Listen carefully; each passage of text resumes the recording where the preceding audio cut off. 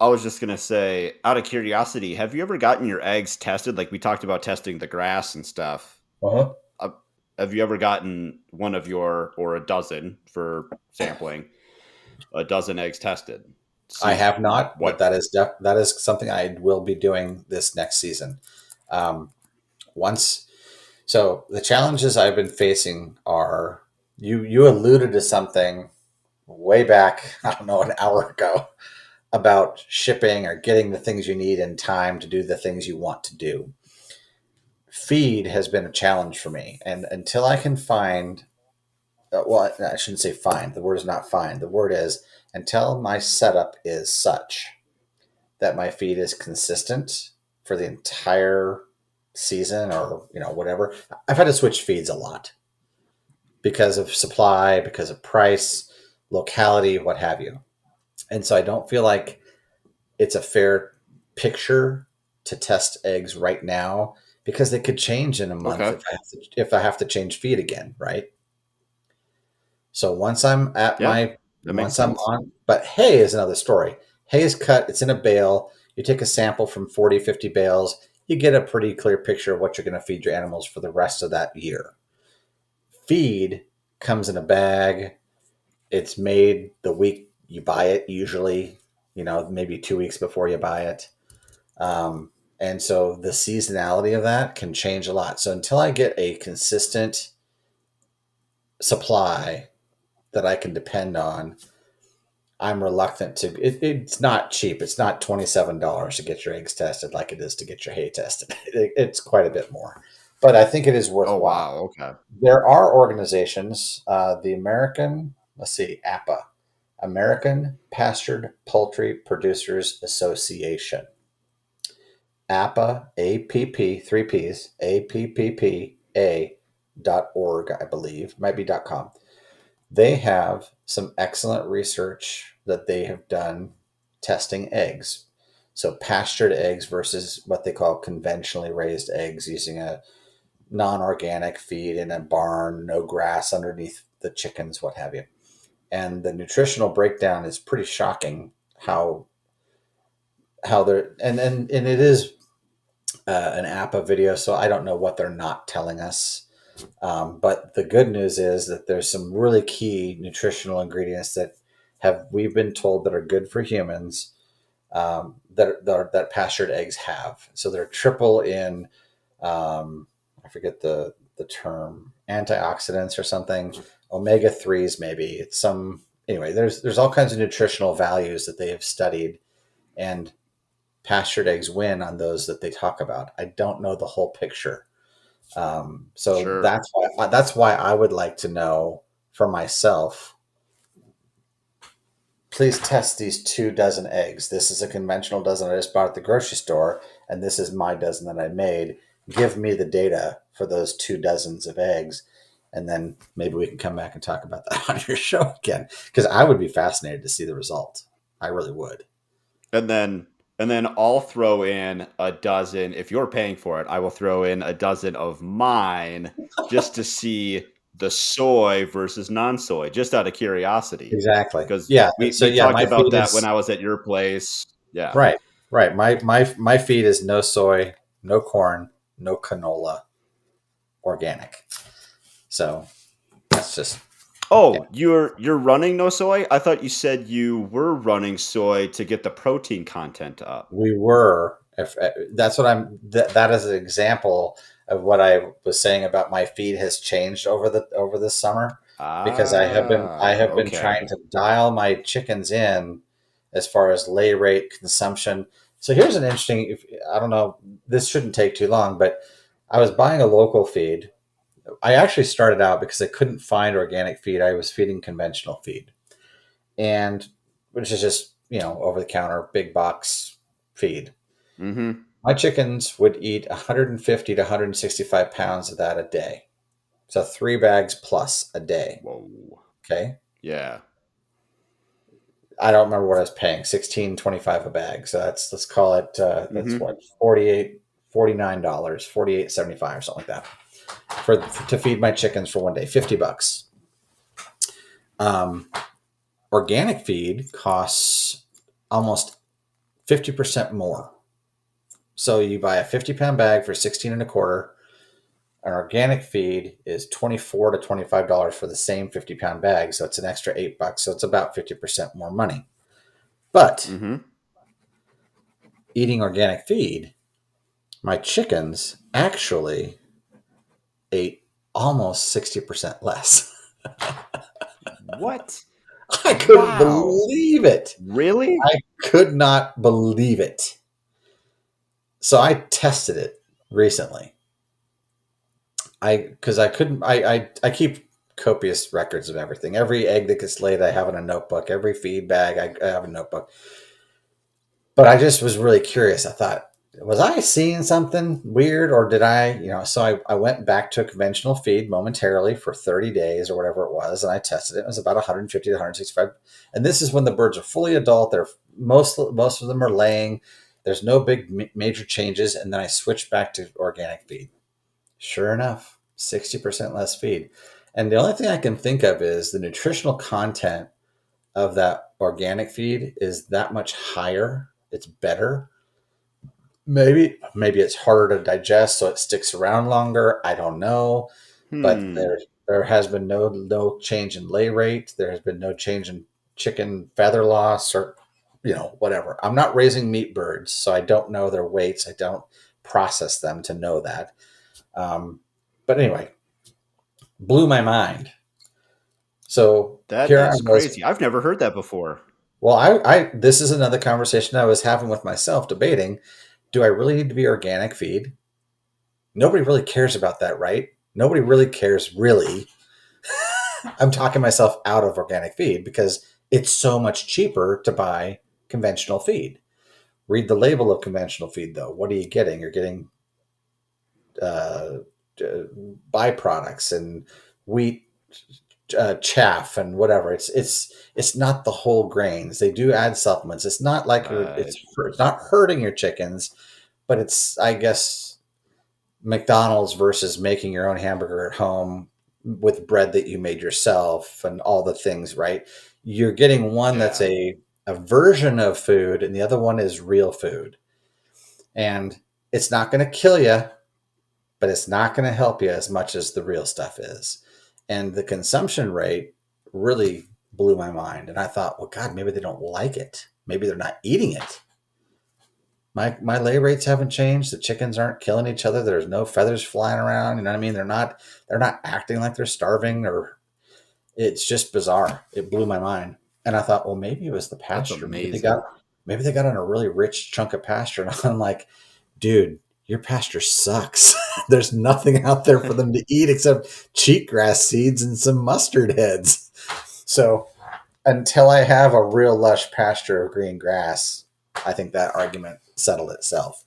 So it really was. I think my opinion is that the organic feed that I was feeding them was that much more. It was better for them in the form of satiation. It satiated their hunger, and I don't know. Maybe it was because it's a mash compared to a pellet.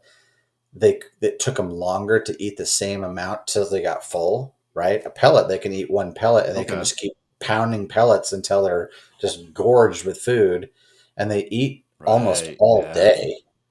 So if the pellet size gets smaller and smaller and smaller, they have to work harder to get full, but they still get full and they're getting better nutrition at the same time. I don't know. I'm sure someone's written a paper or a book or a YouTube video about this, and it was one guy's observation. So take it for what So it's worth. on your balance sheet, does that does that make it a wash going organic versus not organic, or are you actually in the green a little bit by going organic? Yeah, when I did the math, it actually saved me a couple bucks a bag to go organic because the bag lasts longer. So instead of 3 bags a day, I'm using one and a half, one and a third. And so I Okay. that little tiny extra bit of feed over the course of a year makes a huge difference financially. When you add up that dollar or $2 times 365 Definitely. days, that's an extra $700. It's like, hell yeah, I'm doing that because God knows, I can use all the padding I can get on profit. So Definitely. yeah. Now, like kind of like a, I guess like a principle question. You like personally. Now, if it was completely even across the board, like as far as financially, they eat 50% less, but it's 50% more in cost. So like it's financially like a wash. Um, but like you said like organic feed is harder to come by. Would you still do it? Well, I at first I thought I was going to have to drive 3.5 hours each way to pick up this organic food, and that was a deal breaker. I can't do that every 2 weeks. I can't drive 7 hours Right.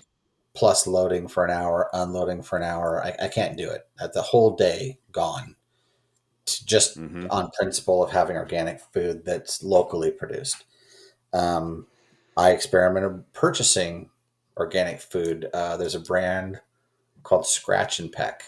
I think they're either Mm-hmm. out of Bought Oregon them. or Texas. I don't remember where they're from, but great food, man. Chickens dug it. Super expensive compared to conventional. A little bit more than the locally produced stuff, but it's a different food. It's not really comparable. I mean, you're talking whole grains and seeds, and I mean, you can see it. It's amazing. Sunflower seeds in there and all kinds of cool stuff. Chickens dug it. I mean, I felt really good about feeding it to them. It's like feeding them filet mignon every day. um, Yeah, really. but it broke the bank. I mean, it's like there's no way. I can't afford. I'd have $8, $9 dozens of eggs just to justify the cost. So so those are the things, those are the questions I wrestle with. Like, how much price elasticity do I have in this marketplace? If I was in Portland and I wanted to sell an $8 dozen of eggs, I'd have people lining up because they can't get enough cool shit in their food. Oh my gosh, they're organic. Oh my Yeah. gosh, you feed them with your left hand only? Yes. And I always wear a flower power t shirt when I do it. And I use only organic beard oil on my beard. And all my clothing is made from hemp. And they buy them, they'd pay Sure. anything. Yeah. Yep. And that's not to insult anybody for principle. It's just that the folks here in Montana, my potential customer base here, there are a few of those folks who will buy anything that they believe helps the earth, helps their body, is the right thing to do, animal husbandry, what have you. But there's not nearly as many as there are in a metro market like Portland or Right. Los Angeles or, I don't know, Austin, Texas.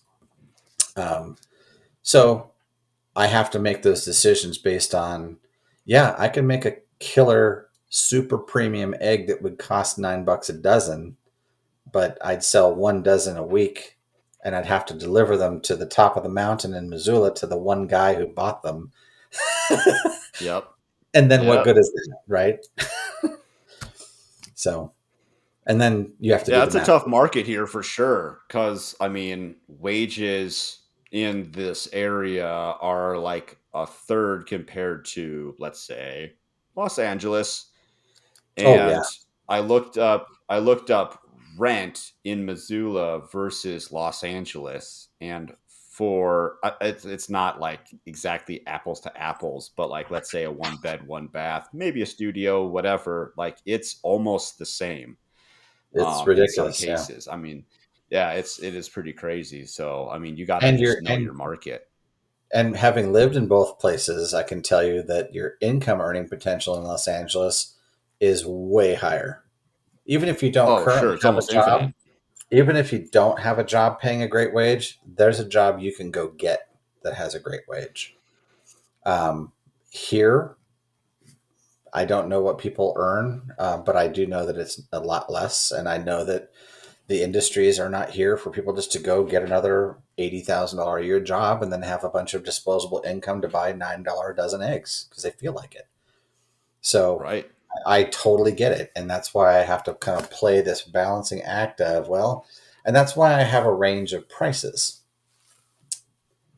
I use my overall sales mix to cover my cost and make me money. hopefully over time, I grow in customer loyalty. They talk about the amazing cakes and pies and things they make with my eggs, or the breakfast spread they make, or the restaurant decides he's going to go big on brunch and he's going to buy a lot more of my eggs, whatever. Um, Fantastic. Those are all ways I can grow. I just don't see myself ever being a bougie $8 a dozen egg. I I think they're worth it. I'd love to be able to make that much money off of my eggs. They cost me Yeah. right now about 3.45 a dozen to make because all my birds aren't laying, and I'm using a high cost feed to make them. So my cost is almost $3.45. I cannot possibly sell them for less than that. I'd lose money every time I sold an egg. So I have to sell them for $5. That's my base price. $6 is better. 6.99 is better. But you hear a 6.99 egg, and you're like, holy crap, that's ridiculous. Not really. I have real Yeah, costs that given the latest kerfuffle, I guess, which we can go into. We've been kind of dancing around it a little bit here. Um, we're gonna get a little controversial, maybe a little political. So everybody, just calm down. Um, did can't wait. yeah? Did the government's response to COVID impact you in any way? Actually, hmm.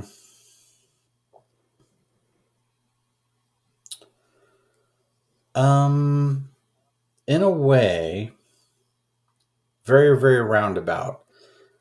We moved here in November of 2020. COVID had pretty much run the hardcore course in 2020. I had COVID in January of 2020. One of the first people that I knew to have it. Wow, My wife was patient traveling. zero. Well, Congrats. no. I was just lucky. My wife travels all over the place, all over the country for her job, and she traveled to Europe and brought it back to me. I got it. Spent 4 weeks on the couch. Anyway, um, Holy we're, smokes, that's it a was bad. long time. It was bad. It took me 3 months to get back on my feet. Anyway, but I got it early, but I wasn't a farmer then, so it really didn't impact me. We moved here in November. Um, I started in earnest the farm. By that time, COVID had sort of peaked, and we were thinking we were out of the woods. We were thinking, oh my Mm-hmm. gosh, 2021 is going to be an awesome year. And that's how the way I proceeded. Um, Montana's economy seemed to be really doing pretty well considering how small of a state it is and the level of income folks have here. And there was, shortages of stuff. I mean, people were buying whatever was available. So food seemed like a natural business to get into because you couldn't buy meat in the grocery store for most of last summer. Or they were rationing. You could only buy 5 pounds per family or whatever. You go to the grocery store, they had rules around that stuff. You remember the toilet paper thing. So I Mm-hmm. thought, well, sure, I'll just start a local business. And so, no, I think the short answer is I don't really think COVID negatively affected me other than personally getting it. And then I got it again January of 2021. That time I got tested. They didn't have tests for it back in January 2020, but the symptoms were Sure. identical to the second time I had it. So I'm pretty sure I had it twice. Um, Wow. but Huh. other than that, and then, other than that, no, I don't think I really was affected by it. I do know of other farms that had to switch completely their business models. They selling exclusively to restaurants, or a big portion of their business was to restaurant. And then when those restaurants Mm-hmm. shuttered, they had to pivot and find another outlet for an existing herd of cattle or layers or meat birds that were already on the pasture, whatever. Luckily, I didn't have to deal with that. So no, the Huh. issues that were That's related. interesting. I think the issues related to COVID were shipping, accessibility of ingredients, so feed, the costs of goods. Like I bought some new tools during COVID that cost me 20%, all the costs of materials, lumber, especially 200% increase in cost of lumber. I was building chicken coops and things like that. So I mean, I guess that is definitely a manifestation of the COVID experience of shortage. Um, but the government's response, not really. No, we didn't Okay. qualify. We didn't qualify for any of the relief money because we didn't lose anything. I didn't have any Sure. employees. I still don't. So, um, but just the sort of cultural stress of COVID, yeah, that affected me more than what the government did for sure. I guess I was what when I wrote this question as just kind of like general questions to people, the questions that I want to ask farmers.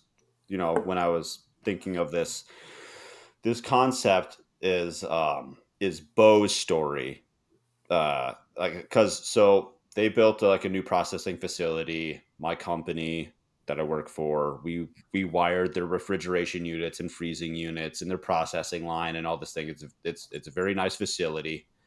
And we were just Bo and I were just talking, and he had said that that he would get shipments of birds, that they would all be dead because they sat on like the back of a loading dock for a day too long or 2 days too long or whatever. And so it's like, oh, okay, so I got a box of, let's say, 400 or four, I don't know what its volume is, but like 400 could be 4,000 baby chicks. Thanks. Now I get to take a take a backhoe and bury them all or whatever. Yeah, And so, like, things like, the essential worker type of thing, like, oh, you can only do this if you're an essential worker, and you need sure. to do this, you need to do that. So like he and I really need to get him on um at some point so he can properly explain it all. But yeah, And you're things telling like that that. story reminds me that I did buy my 400 chicken, my layers this year. I placed my order for them in February, knowing that I was going to have them. I needed to have them by April so I could have production going. Hmm. So I ordered 200 birds from a hatchery, one hatchery, and I think I had three variety of birds in that mix. 200 birds showed up. As you described Bo's experience, my bird showed up 1 day longer than they were supposed to. It should have been 2 days shipping. It took three. 35 of those birds were dead in the carton. 165 Oh of them, no. 165 of them went into the brooder that night. I had to drive to Missoula to pick them up. They didn't deliver them to my house. Like, there's no way I was going to wait. It would have been another day. No, no, Um, no. so um, we brooded them. By the next morning, we'd lost all but 75. So Whoa. so we lost 125 total in the 12 hours between the time I picked him up and the 12 hours later that next morning. And so that's where we lost a couple here and there. So the short was we lost 100 and I think it was 135, 140 chicks. The great news was because of a delivery delay that the USPS, I don't know what happened. I'm not upset with them. It is what it is. Um, Luckily, the hatchery had a 2 day guarantee on live delivery. So I contacted them. They said, no problem. Oh, I know what it was. It was not COVID. It was actually the polar vortex that came down and hit Texas and caused all that mayhem in the South and Hmm. froze all the power lines and all that. It was that same time window. And so the USPS put a moratorium. My chickens were already in the mail when that all happened. That 2 day window, it was that same exact time. So I contacted the hatchery. They said, no problem, we will replace your chicks free of charge. But the USPS has put a moratorium on live animal shipping because of this post polar vortex backlog that they have built up. So they admitted that their systems were so overloaded because of the weather related delays, maybe COVID related delays. I don't know. But the story was it Okay. was weather related delays. And so they took a week off, said, we are not going to accept any more live animals. We can't get them there reliably. Give us a week. We'll be back. The hatchery said, we're going to give them 2 weeks. And it actually turned out to be 3 because the backlog was still just churning through. So I got my 140 replacement chicks. They also took 3 days to arrive, Oh but no. I think the weather conditions were more favorable, and I only lost like a dozen out of that 140.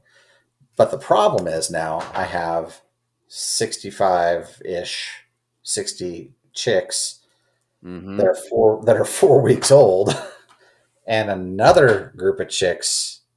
I didn't have 2 brooders, Right. so I had to make a brooder in a room and set up a whole new system so that my 4 week old chicks wouldn't kill my day old chicks and just defeat the entire purpose. So anyway, because of that experience, I decided to buy locally, and I bought another round of chicks and a fourth round of chicks to get my whole 325. I was kind of scrambling to fill my what I thought was going to be one order of 400 chicks and be one and done, and they'd all be the same age, and I'll get them all the same day, and everything would have been fine. So this was kind of a cluster on timing, and that's why right now out in that pasture I'm getting lay rates of 50 to 60% because 75 of those birds still have a week to 2 weeks to go before they'll start laying because they're that fourth group, Oh that geez. oldest fourth group. Anyway, it's those nuances of detail are really, they stick in my craw. The reality is every farmer goes through crap like this. It may be pig Yeah. farrowing. It may be rain cycles when they're trying to grow a wheat or something. It could be calving seasons, whatever. But it was just, to me, this year it was shipping related issues, and it sounds like the guys at Living River Farm had the same problem. Yeah. But that was 2020. That wasn't 2021. Oh, That's so the that lack of was soy layers. all But specifically COVID related. Last year, I understood you couldn't buy chicks. People bought them up so fast, like the toilet paper. They just went, "Oh my gosh, I can't find meat in the grocery store. I guess I'll grow my own." And you couldn't buy a chick last year. And yeah, if you they weren't were already they were on the gone as calendar, soon as they hit the yeah. yeah, if you weren't on the calendar, you were out of luck. And that's why in February of 2021, I got my orders in. I had 1,000 meat birds ordered. I had all my 400 layers ordered. I had my calendar already planned out. I knew where everything was going to happen. And then, yeah, so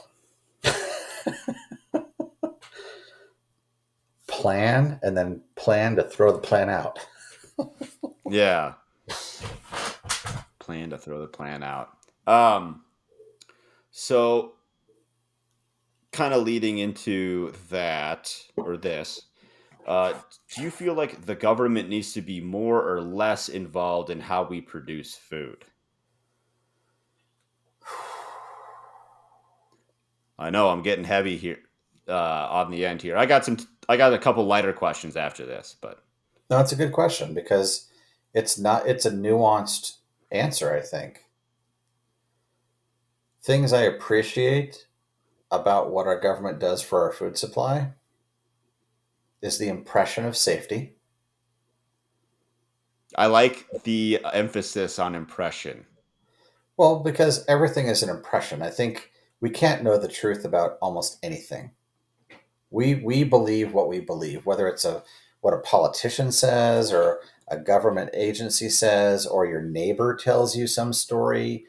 You're allowed to believe as much of that or as little of that as you want. The powers that be, government, experts, media, whatever, and media of all stripe, not pointing the finger at any specific type of media, podcasters. I think there's a lot of effort put on getting people to listen to them. As our culture evolves, it becomes more and more apparent that people who are looking for eyeballs, clicks, listeners, viewers will say and do and represent the information that gets them that result, the clicks, the viewers, the listeners, the time spent watching. Sometimes the capital T truth, there may be an essence of it in there somewhere, or sometimes it's just straight up BS just to get you riled up and make you listen. I think, and I'm not pointing the finger at anybody because I think it's rampant. Um, Marketers, advertisers, what have you, right? So the impression of safety, I mean, according to what I read, according to what I see in law, because I read Montana state law, I read the USDA codes, I read that information, and it looks well thought out. It looks like it's there for a reason. There's a funny, every time I see a goofy sign like "Don't let your dog poop on the deck" or something stupid like that, you're like, that means somebody did that at one time, and they had to put up a Probably, yeah. sign to stop people from doing that. Well, that's kind of how I feel about laws. If you read laws carefully, they're not generally arbitrary. People don't just make up laws to bring people down. They're usually because there was something wrong, or somebody made a point about something, or somebody was being treated unfairly and they wanted to change the way the world was. So anyway, I read the USD codes. I read those laws that allow or that tell us how many chickens we can produce in a year. And I like the safety aspect of it. The intention feels to me like we want to keep our people, our citizens of the country, the state, the county, the city safe from bad actors or ignorant actors, people who don't know Sure. that you should keep stuff clean, right? But who's going to police that? Who's going to keep track of all those laws and enforce those laws? And it's just like any controversial subject you might want to bring up, whether it be gun control or border patrols or whatever, who's going to enforce the laws? As scary as those laws sound, who's going to enforce them? And it boils down to selective enforcement. Sure.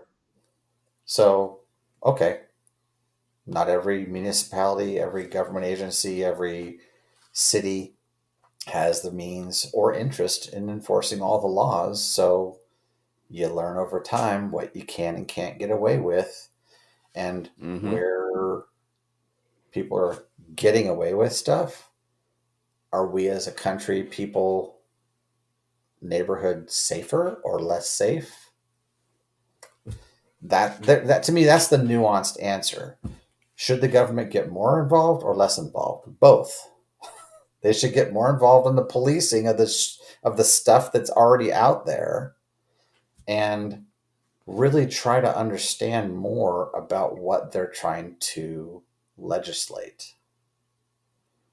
I know that there's a whole group of folks out there in the world who really see the value of like raw milk, for example. Currently, most places in the country, it's illegal to buy it. It's illegal. Well, it's not illegal to buy it. Maybe it is. It's not illegal to consume it if it's from your animal for your family, I believe, is sort of the phraseology.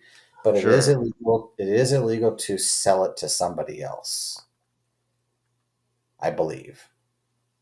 Even like a cow share like they've done laws Well, so on that that to right, make a that cow share is illegal. one of those potential workarounds. Well, it's my cow. I own 1/18 of that cow. Therefore, I'm not buying the milk. I already own the cow, right? Whatever.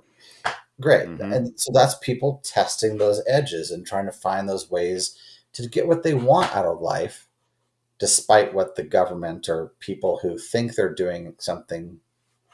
I guess I am of the opinion that government people are human beings. Some of them are greedy. Some of them are uninformed. Some of them are well intentioned. Some of them are just jerks. Okay.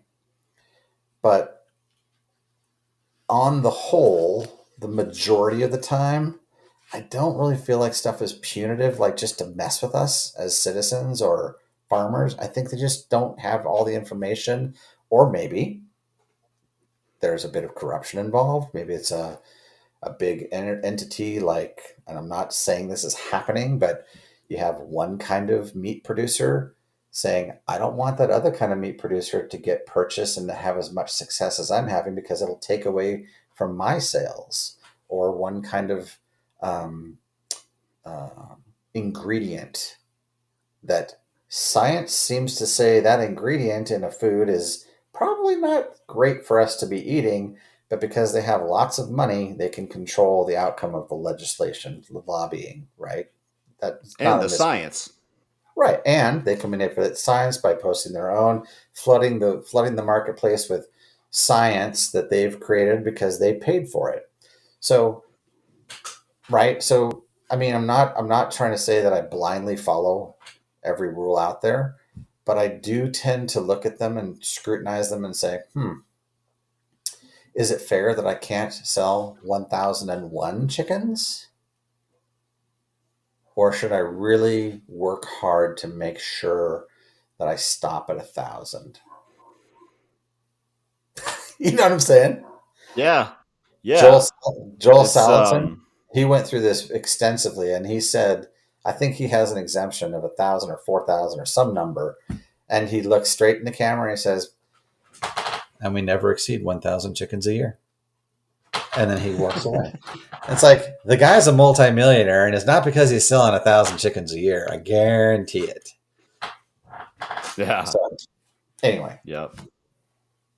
so I I mean, I guess think the answer is both. I would like to see smart legislation that allows people to do what's safe and reasonable and prudent.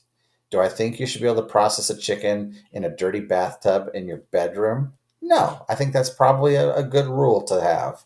But is it safe to process chickens in a pasture on sanitized equipment in a processing model that is basically the open air market of history, right? Um, can I produce a clean chicken? Hell yes, I can. I've done it every time. mm-hmm. So, but maybe I'm special. I doubt it. I think a lot of people have good intentions. Nobody wants to make somebody sick in this industry. Nobody. That's suicide. Nobody in their right mm-hmm. mind wants to Absolutely. hurt a customer, hurt their family. So there's a certain degree, and I guess you might call that what is that? Cause no harm. It's not Democrat or Republican. It's the middle one. It's kind of more like libertarian, Thank you, non-aggression principle. Yeah. thank you. Libertarian belief system. I'm not hurting anybody. Leave me alone. Yeah. And I tend to fall down that line a lot of times. Like, come on, man. But the beautiful part is enforcement really isn't that strong. So no one's really kind of creeping up behind me saying, "Hey, can you show me records? Is that 1,000 or 1,001? You know, your exemption's only good for 1,000.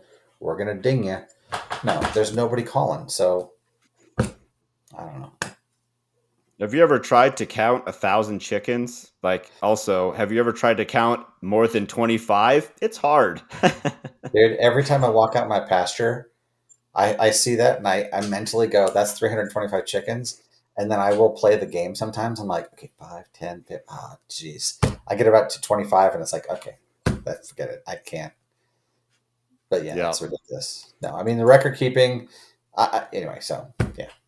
But no, I think it's a Yeah. complicated question. And if you, my opinion is, if you fall hard on one side or the other of that question, I would challenge you to really relax and think about the nuance of the question because government regulation can help you and government regulation can totally screw you. It just depends on where it sits, right? Sure. Yeah. And and if you have principles and belief systems that align with where it sits, then go government. But if you're right, and I think there's no political party that's immune. Depend on what we're talking about, who's pushing it, what the benefits are, tax codes, laws, whatever. There's always somebody who's going to benefit from the law, and there's always going to be somebody who loses. So if you happen to be Yes. sitting in the right chair that day, then go government. But I think there's nuance. So it's not a black and white answer to me. That's interesting. I mean, we could obviously we could talk theory about this all day. I mean, like the laws are there Yeah, doesn't make that like just because the laws are on the books doesn't make them morally right or morally wrong. And the people that choose to follow them, do they choose to follow those laws because they are moral laws or just laws, or are they following them out of fear for repercussions of what might happen to them? Like sure. it's you know that's a very yeah that's kind Well, of I all mean, I was gonna take go with take there. cannabis legislation is a great example. It's still against the law to smoke marijuana in the United States, according to the federal government. However, how many states now have legalized? They started out incrementally with legalized medical marijuana for patients Hmm. who had, and now it's widely acceptable for personal consumption up to a certain value, and every state has kind of managed that. But still, technically, the feds could come in and shut the whole show down tomorrow if they were so inclined, because it is going against federal law. That's a great Sure. case because there's a winner on both sides of that question.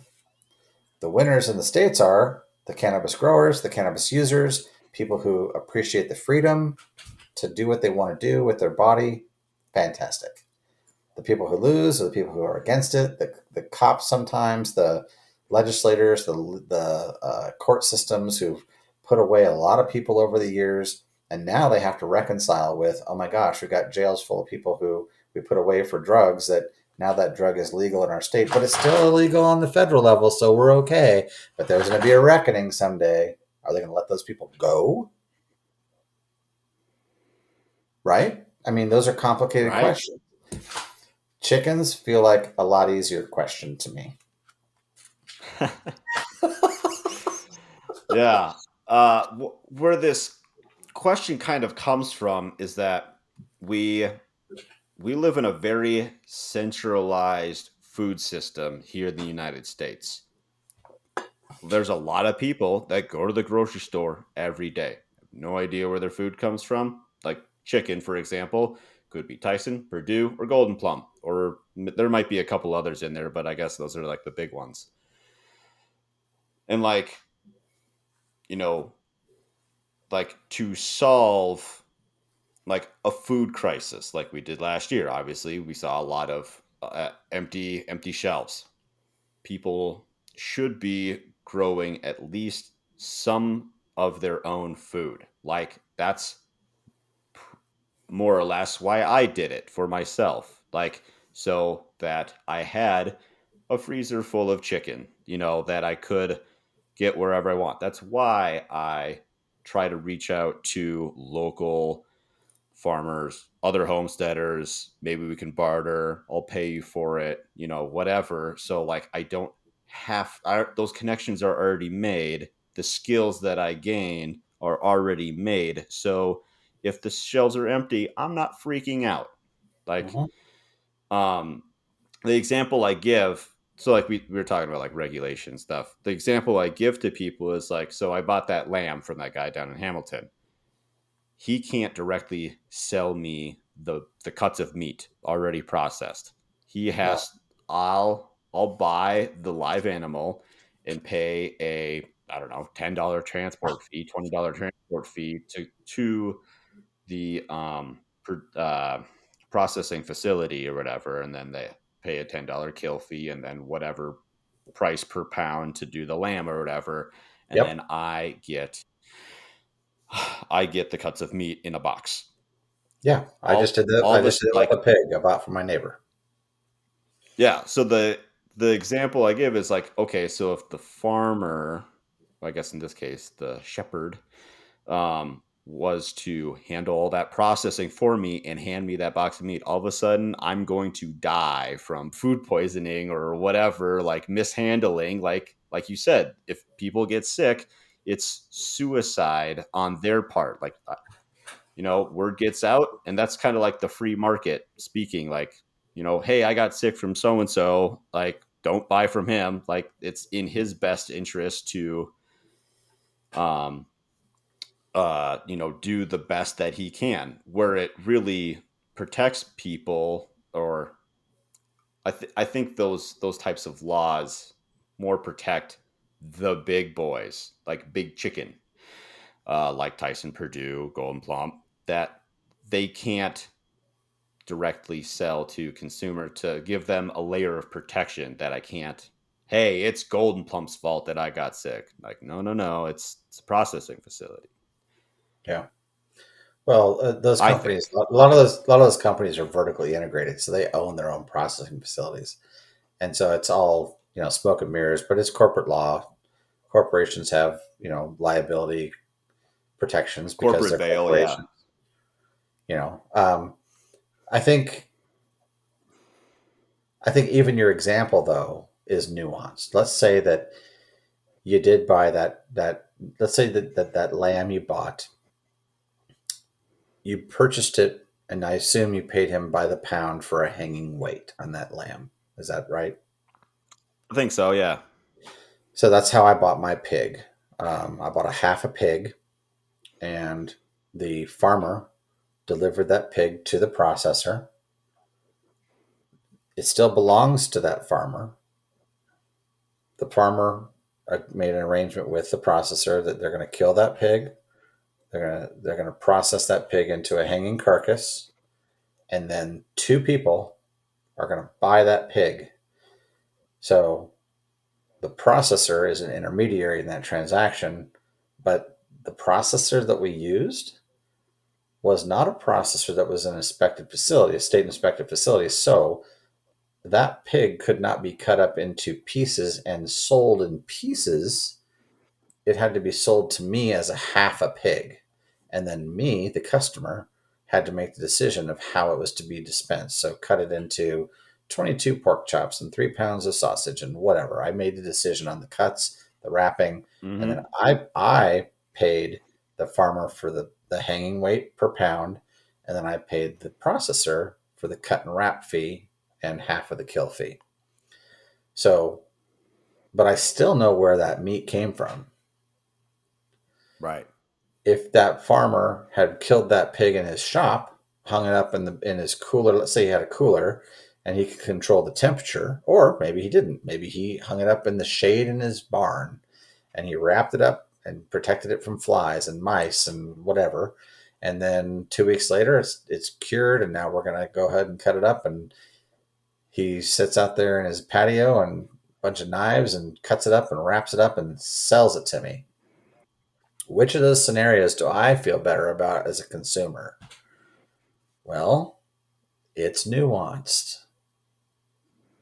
Do I like That's having to fair. have a intermediary as a requirement in the transaction? No, because I don't like people telling me what to do. But do I like the fact that this farmer, who I really don't know from Adam, I don't know what his skill set is. Does he understand sanitation? Does he know how to cut a pig body into parts that are edible? I don't know. I mean, am I going to get useful meat from this guy? I don't know. But I love the idea that I'm directly paying the guy who raised the meat and paying him a nice price for this. And he's keeping my cost low by cutting it up himself. So, like I said, it's pros and cons. I love the fact that these guys who are cutting up this pig at the processing facility have been trained probably certified, and they're certainly inspected from time to time by somebody who's holding them accountable for things that are gross, unsafe, dangerous for them, for the animal, for the future of my family's health, right? I like that there's a set of eyes on it that aren't mine, 'cause I don't know everything there is to know about animal safety or food safety. So, like I Sure. said, there's pros and cons. So, I'm paying a fee that I otherwise wouldn't if I were killing my own pig. I'd cut him up and do my best, like when I shoot a deer or an elk. I process my own Mhm. animal and I do my best. And am I the best butcher out there? No, but I get it done and it's fine and it doesn't bother me. So, could I buy a live Right. pig from a guy and shoot it in my driveway and put it on a table and process it myself? Yeah, I could, but I'm busy, you know, right? So, so for our convenient American lifestyle of I really have no time to do a pig. Which of those two scenarios am I more comfortable with? Well, they both have their pros and cons. I'm going to go with the processor guy because that feels like some accountability to somebody Sure. that I can say, hey man, I got some weird meat, or it was green, or I didn't like the way it smelled, or and it's not the farmer's fault. He's out of the picture. So I have someone I can talk to. Anyway, so that's what I mean. I try to think about, I try to break it down into small little pieces and think, well, if that one piece changed, how would I feel? If there was nobody keeping track of anything and the government weren't in the food process at all, man, I just might have to go to McDonald's all the time because at least it comes out in a wrapper and I just know it's probably overcooked and sanitized or something. I don't know. It's Just, overcooked. But well, I cooked, mean, but no, there's, you know what I mean? You can get a medium rare yeah, hamburger that's yeah. perfectly safe, but McDonald's isn't going to let you have one because they don't want you to get sick. No. But I mean, you step in the back of like behind the counter, like food prep area, you pull away some of those countertops, it's pretty nasty in some of those fast food places. Like, 100%. I ran one for 5 years. yeah, I know all so about it. yes. There you go. So I mean, Who's watching? I don't know. The Yeah. rule, Like, the rules yeah. exist. They say you have to wipe down your countertops with a solution of X, Y, and Z, and use a disposable towel, or keep that towel in a sanitizing solution that is changed every hour or whatever. How often does the health inspector come by? Maybe once a quarter if they're really hyperactive. I Sure. saw my Yeah. health inspector once a year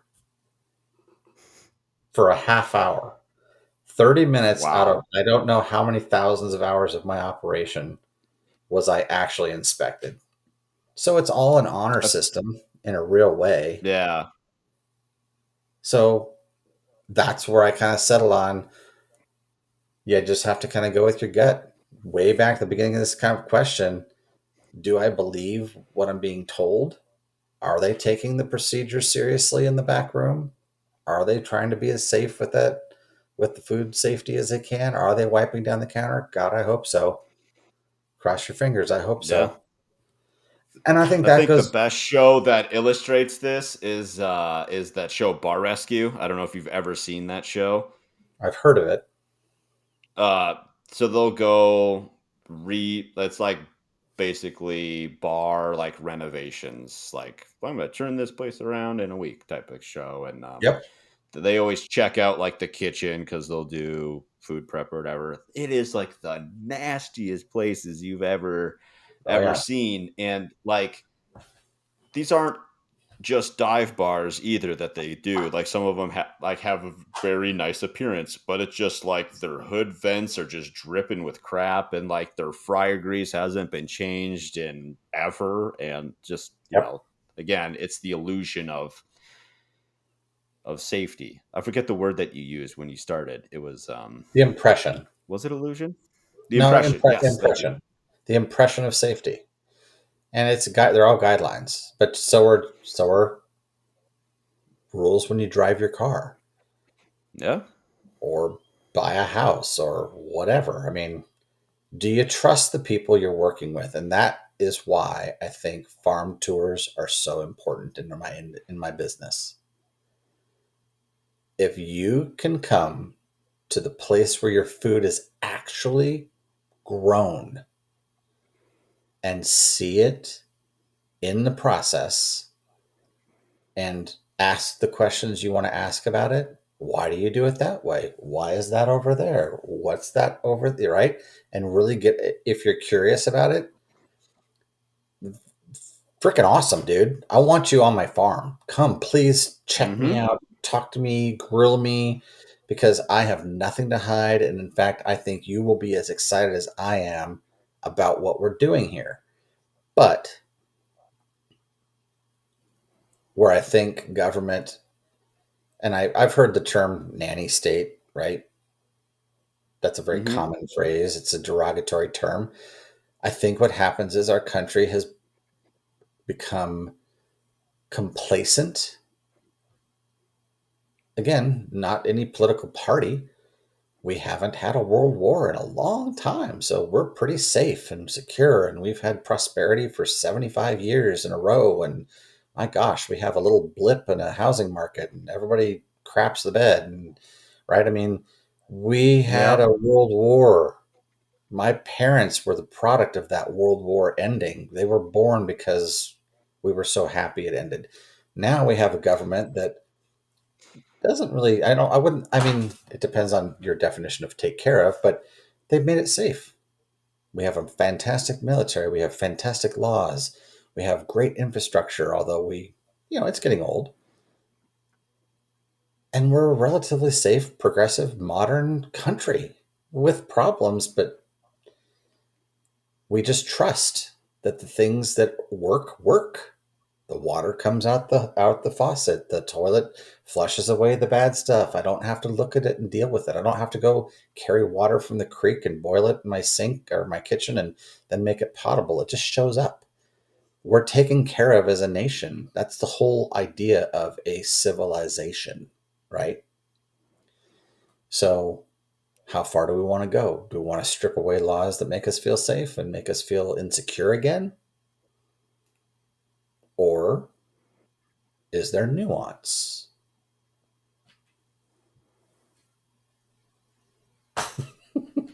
I think I'm not going that's a great place to put this segment to bed because we are running very long.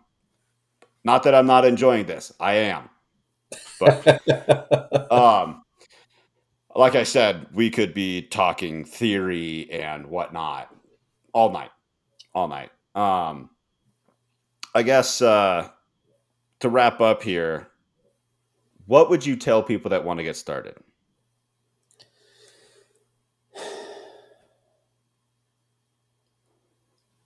Homework is important. Pre homework.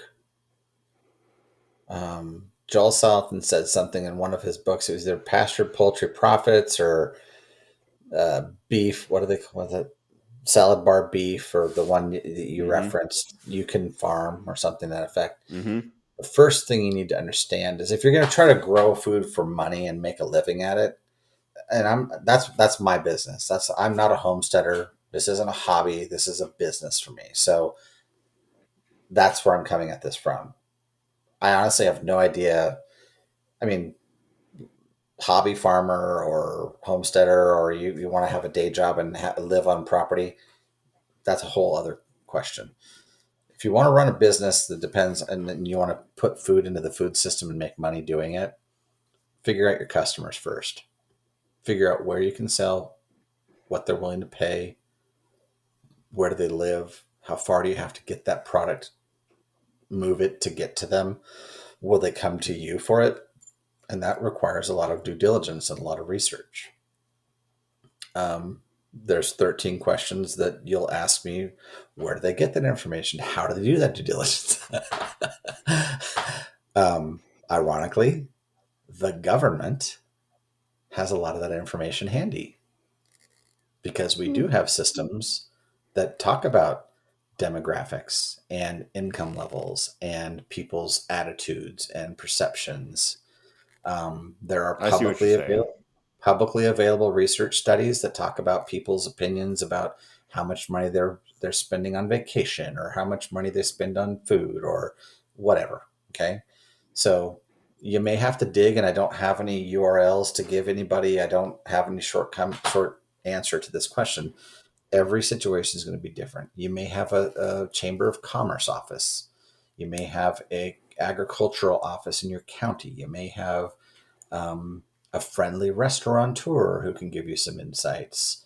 Other farmers are great resources for that kind of stuff. Talk to them. What are they growing? Definitely. Sure, right?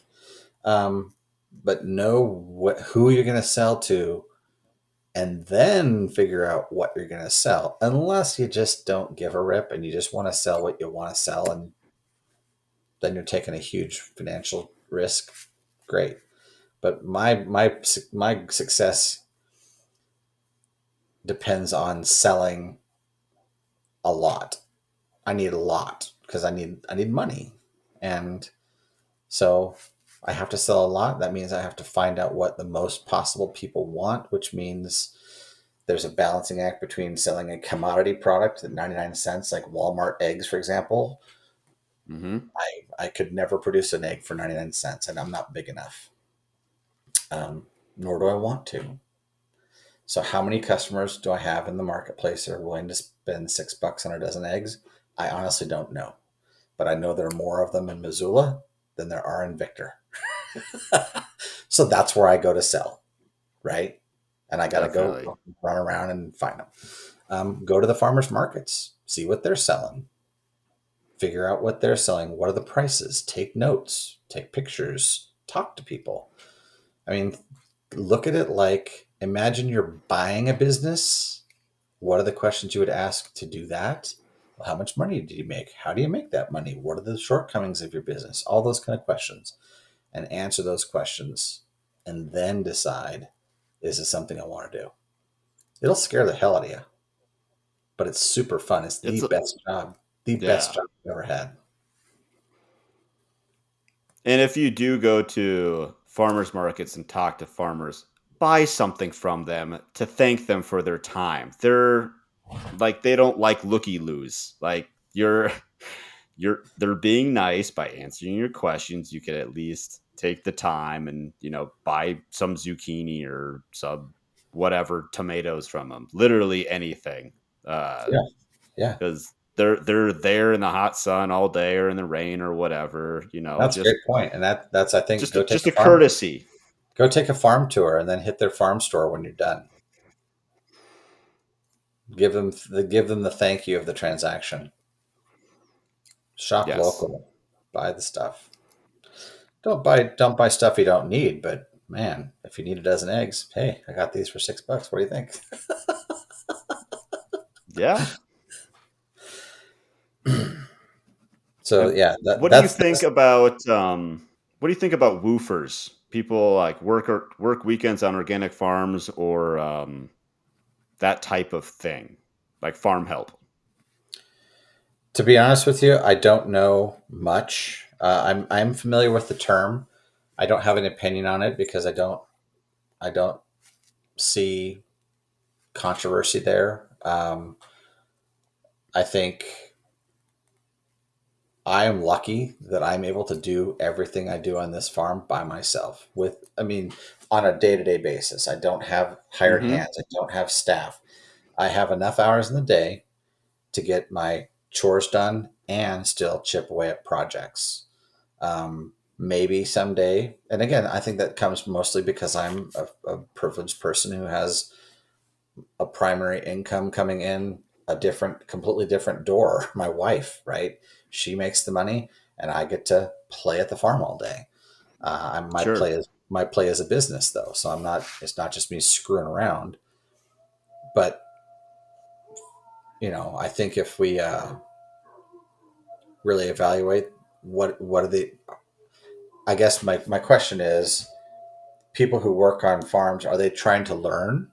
Is that what they're trying to learn? Pick up the best practices and habits and understand how businesses operate and then take that knowledge and go elsewhere and start their own farm? Is that kind of the controversy? Oh, there's no controversy. Just like some people don't like. It's more of a burden than they're worth. So when almost 10 years ago now, I worked on a beef. Their primary income was beef. They had some dairy cows and stuff like that. Um, like for 6 weeks in Montana, and I just needed to get away from whatever I was doing. That was kind of Sure. like my thing. I just whatever I was doing wasn't happy. Needed to go do this other thing, clear my head for a while. And so she was like explaining to me how like woofers or farm help, I guess, not just woofers specifically, that you shouldn't run your farm or whatever operation based on that kind of help. You should be able to run it without it because they're not always going to be reliable. And it takes quite a bit of time that usually they don't have to get that help up to a level that you really need them at. I mean, it's really just like training like an employee at anything. They're like, okay, so you paid them $15 an hour or whatever, an employee to start. They are worth maybe five when they start because they know nothing, unless they're. I mean, we're talking brand new, right out of high school, never worked a job before type of skills, right? They're Mhm. and so this was me working on a farm. I've worked on my uncle's hobby farm, but he'd had vegetables. He didn't Mhm. have beef. He didn't have dairy cows. He didn't have things like that. I just had a work ethic. And so there's that. And I had something else, but I kind of forgot what the rest of it was. But um just Well, I think I get what don't you're. run. I think I'm getting where your question is. So there's two sides to this, and I'm not familiar with the term woofer. I'm sure it's an acronym for something. I don't know what it means, but work on farm something. Um, Yeah. but it's temporary workers or volunteers or interns or whatever. To be honest with Mm-hmm. you, I share the woman's sentiment. I am probably next year we'll be at a place 2022 I will be at a place where I need help. Okay, I'll have so many animals dropping calves and piglets and chickens and brooding and feeding and managing tons of feed at a time and what have you, repairing structures, moving animals. My days are going to get away from me, and I'm not going to have time to do what I'm doing now, which is the additional projects to continue to grow the farm. So something's going to have to give. So either I get stuck at the same level that I'm at now forever, which is not my goal. I want to grow every year, and so I'll have to add employees. So I will be. I've seen people, farms in my area, take on volunteers, and I think, man, like you're saying, I have to hold this person's hand. I have to tell them exactly where the shovel is in the green shed, and not the square shovel, but the round shovel. No, no, no, not the trenching, long, skinny shovel. Let me show you. And now it takes me away from my work, and now I've got to go help them, which should have been a simple ask, right? Simple question. Yes. So I understand that question, but there's also that pinch point of, but I still need help. Sure. Yeah, they could leave you high and dry though. Like, hey, this 100%. I'm not really feeling it. Just like an employee, they can leave at any time. You know. Yep, they can. And that's where you have to just build relationships with people and trust them, and Yeah, decide early, it's a balance. and often, is, do I trust this person enough to have them on my farm as a coworker, support person, employee, what have you, right? And I think that goes back to a lot of how you think about the world, how you see the world. Are people out to get you, or are people generally good and willing to help and Yeah. step up? So that I Is can't this answer that person question. going to show up on my property, break their leg, and then try to sue me? Right. Like Right. Yep. all Yep. these kinds of things. So Yeah, this is probably not the best business to be in if you're a person who's skeptical of people's intentions. probably not. Yeah. No. And demographic makes a difference too, but there's bad actors everywhere you go. So you There just are, but gotta. it's you talk about a long game. Man, I can't even imagine how big of a pain in the neck it would be to try to game some farmer out of some profit. Or I mean, good God. Yeah, they're already like they'll tell you they're broke. All their assets are tied up in farm equipment and whatnot. Yeah, yeah, yeah. So Well, hey, was there anything else that you wanted to bring up that we didn't cover yet? no, but as anybody who's if there's anybody still watching this or listening to this, um, after almost two and three quarters of an hour, um, Yeah, I could talk about this. This is, as I said, this is the best job I've ever had. And I've never spent this much time talking about a marketing program that I did when I was an executive or any other work I've ever done. It was a job. This is a passion. I really like this. It is not easy. It is not free of stress. It is not free of um, anxiety, but it's extremely rewarding. And I feel good about what we do here. I feel good that the products I'm selling to my customers are truthful in the claims that we make. The, the things we say about them are honest. It's not some marketing spin about, does not contain nuclear radiation. It's like, come yeah. on, man. Oh, gee, thanks. Like the milk industry does not contain BTSD or whatever the artificial growth hormone that is illegal Right. in our nation.